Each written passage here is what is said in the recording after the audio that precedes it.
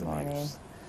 President Bola Tinubu has formally been briefed on the attack in rural community, Kaima local government area of Kwara State, in which over 100 residents were reportedly killed by the gunmen.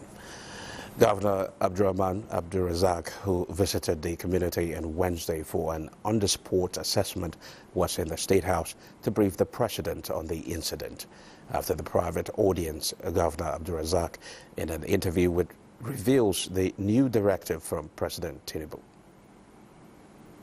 And today, is hitting the ground running, and we rely on the military to do what they do best. The victims of Kurumimwali attack, who have regained their freedom, have recounted their ordeals, expressing gratitude to all stakeholders involved in rescuing them.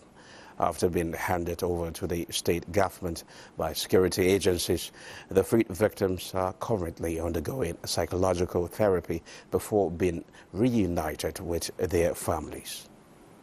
A lot of people rush the media talking about the numbers. We decided not to speak at that time, but today, standing here, I can say without any contradiction, all the people abducted from Kurumimwali have all returned safely. The national chairman of the All Progressives Congress, APC, Professor NTA Yelwada, says the ruling party is striving hard to ensure inclusivity amongst party members despite the growing population within the party. The national chairman, in company of the president of the Senate, Godswill Akpabio, some high-ranking members of the National Assembly and some state governors met with President Bola Tinubu in the State House. Professor Yelwada revealed that the meeting was to update the president on the plans for the party's coming national convention.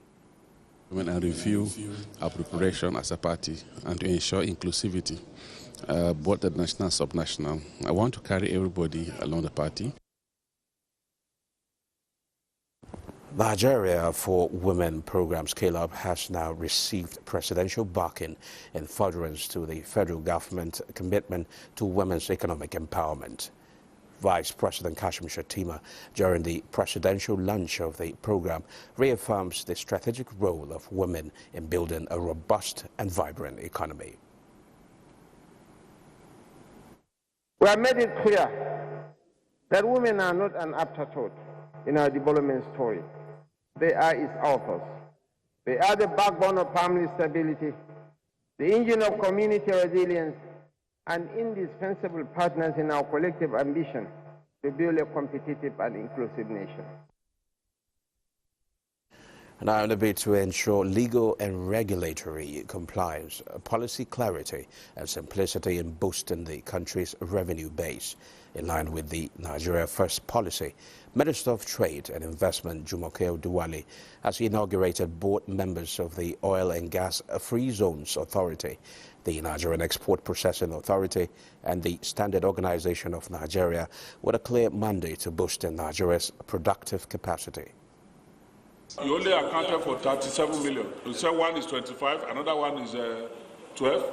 So you still have 11 million outstanding unaccounted for. The figure as presented to us, I think, by Budget Office, they captured debt servicing. It is not part of our normal capital budget. It is actually debt service. Well, that's the news for now. Good Morning Nigeria continues after the break.